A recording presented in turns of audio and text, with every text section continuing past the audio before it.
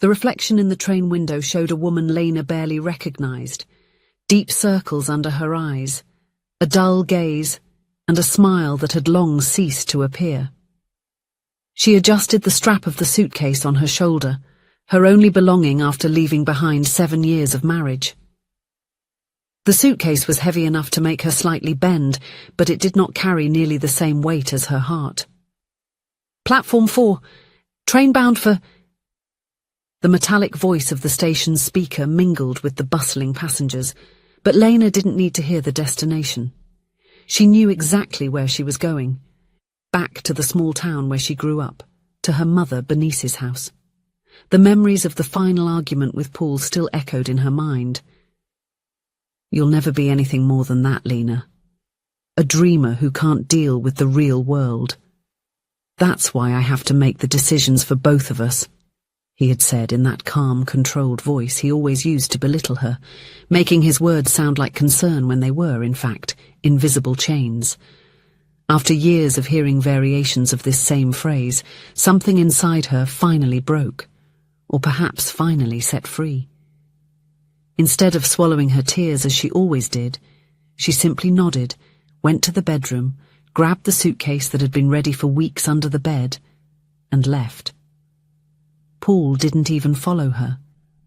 Perhaps because he didn't believe she would really leave, or because, deep down, he no longer cared. Now, sitting on a wooden bench at the station, Lena watched the people passing by. Families together, couples holding hands, hurried executives. Everyone seemed to have a purpose, while she felt like a blank page, an empty notebook. The thought made her smile bitterly. Notebooks. She used to fill them with stories, poems, and dreams. How many years had it been since she last wrote? 3? 4?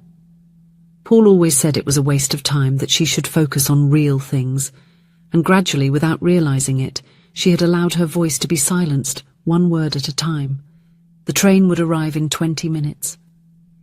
Lena opened her bag and took out a sandwich wrapped in aluminum foil, her last meal in the house that had never felt like home. As she unwrapped the bread, her trembling fingers let a piece fall to the ground.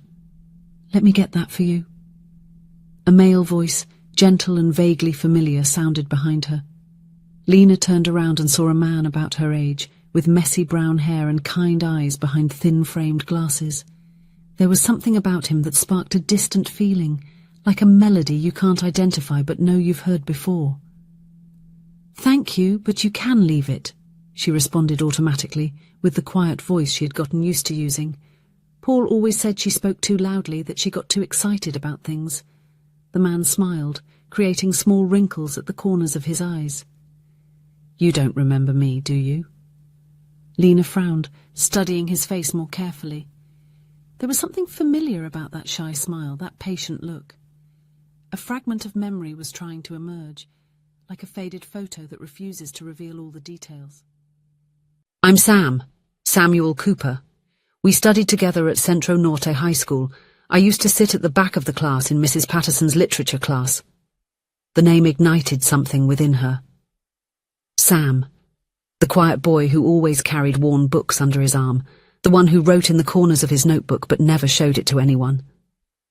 A distant memory emerged. Sam standing in the school hallway, head down while a group of boys laughed, his papers scattered on the floor. "Sam," she repeated, the name sounding like a key opening a long-closed door. "Of course I remember. You were always reading something." His smile widened, and there was something so genuine about it that Lena felt a pang of shame for not recognizing it immediately. "And you were always writing something," he replied, sitting next to her on the bench, maintaining a respectful distance. "Your notebooks with colourful covers. You decorated the edges with drawings of flowers and birds."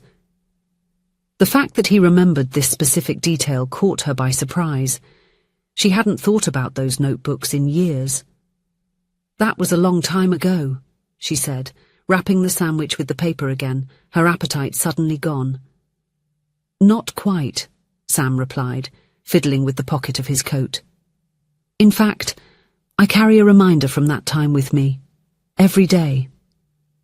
He pulled from his pocket a yellow pencil worn from use with a very short tip.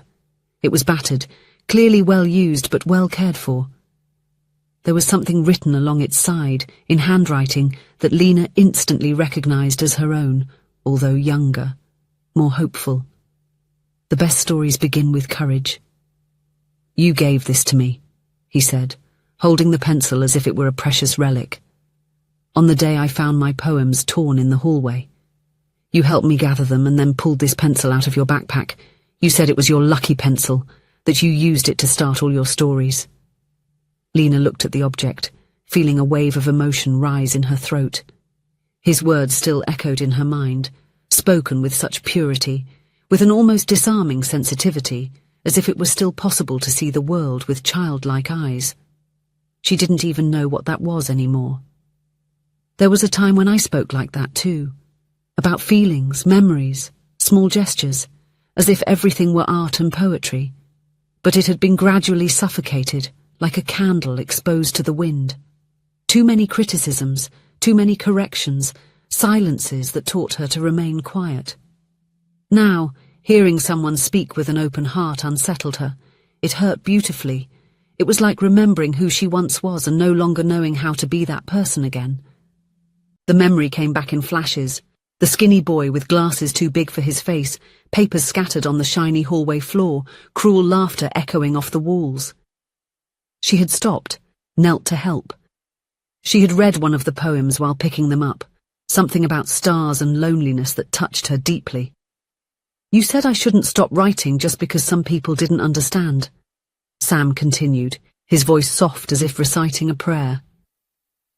You said words have power, and that someday mine would find the right people. Lena felt tears forming, a reaction that surprised her. When was the last time she had cried for something other than sadness or frustration? I can't believe you've kept this for so long, she said, looking at the worn-out pencil. It must be about 15 years. 17, actually, he corrected with a shy smile. And yes, I kept it because you were right. Sam opened the backpack he was carrying and took out a book. On the cover, his name, Samuel Cooper. The title, Paper Constellations, shimmered in silver letters against a midnight blue background speckled with stars. My third book, he explained, offering it to her. I published the first one 10 years ago. Poetry, mainly. Then some short stories. This is a collection of chronicles. Lena took the book with trembling hands, opening it to the first page. There, in the dedication, it was written, For L.M., who gave me my first writer's pencil and words that I carry to this day. The best stories truly begin with courage. L.M., she murmured. Lena Moretti. My maiden name. I tried to find you a few times over the years, Sam admitted. I wanted to thank you, but then you got married, changed your name. Lena Harrington, she said automatically, and then with sudden conviction corrected herself. No, Lena Moretti, I'm going back to being who I was. The loudspeaker announced that the train was approaching the platform. Lena looked at the suitcase beside her, at the book in her hands, at the pencil Sam was still holding. I'm going home, she said, more to herself than to him. To my mother's house. I have just left my husband.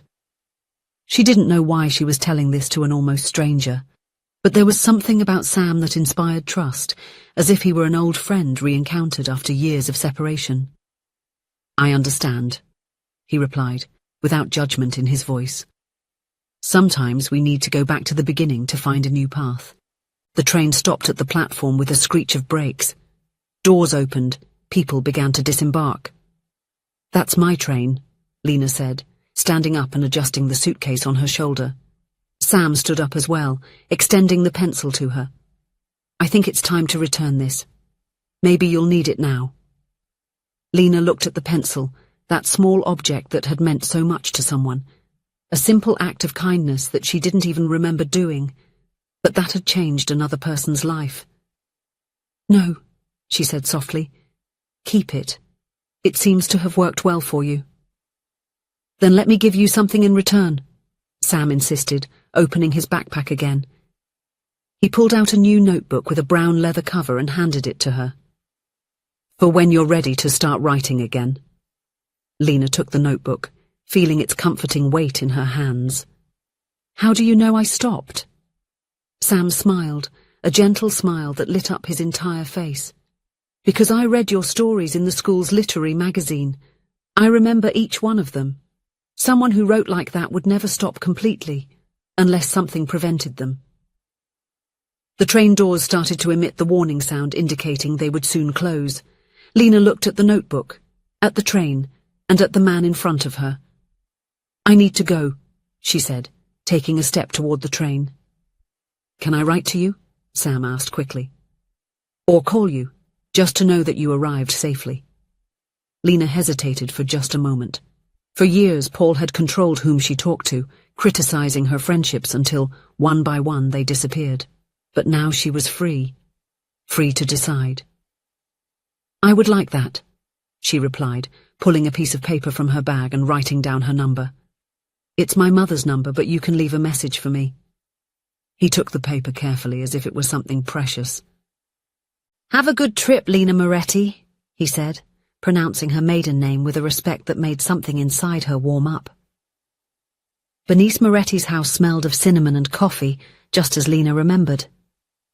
The yellow kitchen walls, the floral curtains, the old clock on the wall that was always 5 minutes slow.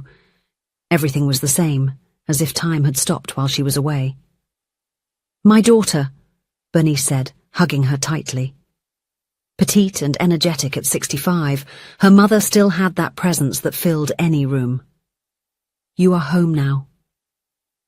That night, after spending the day talking with her mother, she lay down on her childhood bed. Lena opened the notebook Sam had given her. The blank pages seemed intimidating at first, but also inviting. She grabbed a pen from the bedside table and, after a moment of hesitation, began to write. Today I left with just a suitcase. The words came slowly at first, then faster, like water breaking through a dam. She wrote until her hand ached, until her eyes burned with fatigue. When she finally fell asleep, the notebook still open by her side, Lena dreamed of trains, yellow pencils, and possibilities. The next day, the phone rang. Lena? It's Sam. Just wanted to know if you arrived safely. The conversation lasted 2 hours. He talked about his work as a literature professor at the local university, about his books, about how he still returned to that same station every week to visit his mother in the nursing home. I never imagined I would find you there, he confessed. I thought it was a sign. In the following months, phone calls became routine. Sam sent books by mail, classics, contemporary poetry, his own works. Lena devoured each one, rediscovering her love for literature that had been stifled for so long.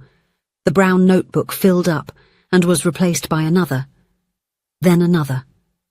She began sending her writings to literary magazines, receiving more rejections than acceptances, but each yes was celebrated as a great victory. Paul called once, his voice alternating between pleas and accusations. You will come back, he said, not as a request, but as a statement. You always come back. Not this time, Lena replied, surprising herself with the firmness in her voice. When she hung up, she realized her hands weren't trembling. A year after her return, Sam invited her for coffee. Sitting in the small-town cafe, he seemed as nervous as she was. I have a proposal, he said, placing a card on the table. The university is offering a creative writing workshop for beginners. I thought maybe you could teach a few classes. Lena looked at the card, incredulous. Me? But I barely started writing again. I have no qualifications, I don't have... You have everything that is necessary, Sam gently interrupted her. I've read your texts, Lena. There's something there, something real. And besides, you understand what it means to lose your voice and find it again. There are many people who need to hear that. The workshop started with only 5 students, but soon grew to 12, then 20. Lena discovered that she loved teaching, loved seeing the sparkle in someone's eyes when they found the right words for the first time. On a rainy afternoon, after a particularly intense class on writing as a form of healing, Sam invited her to dinner at his apartment.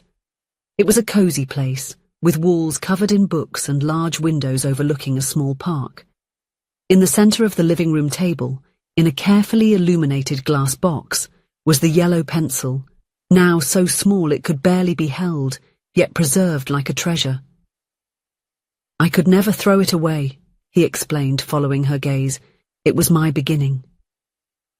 That night, as the rain gently tapped against the windows, Lena told Sam about Paul, about the years of subtle and not so subtle criticism, about how she had been convinced that her dreams were childish, her ideas irrelevant, her voice unnecessary. "I believed him," she said, with tears finally coming. "For so long I believed he was right." Sam held her hand across the table, his eyes full of an understanding that needed no words, and for the first time in years, Lena felt truly seen. 2 years later, Lena Moretti published her first book, a collection of short stories titled The Suitcase. On the night of the release, the small bookstore in town was filled with familiar faces, workshop students, rediscovered friends, her mother beaming with pride. Sam was by her side, as he had been throughout the entire process, from the first draft to the final review. Their relationship had grown slowly, built on mutual respect and admiration.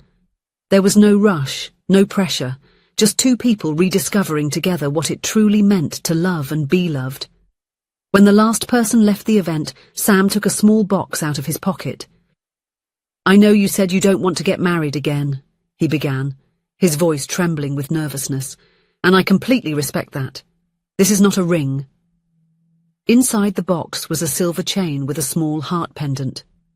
4 years later, when their daughter, Sophia, turned 3, Lena found the little girl sitting in the office of the house they shared, scribbling on a piece of paper with what was left of the old yellow pencil, now so small that her little fingers could barely hold it. "Mummy, I'm writing a story," Sophia announced with the seriousness that only a 3-year-old can have. "Really? About what?" Lena asked, kneeling beside her.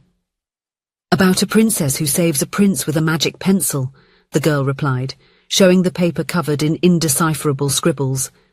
Lena looked at her daughter, at the pencil in her hand, at the window where she could see Sam in the garden, and felt a wave of gratitude so intense that it almost took her breath away.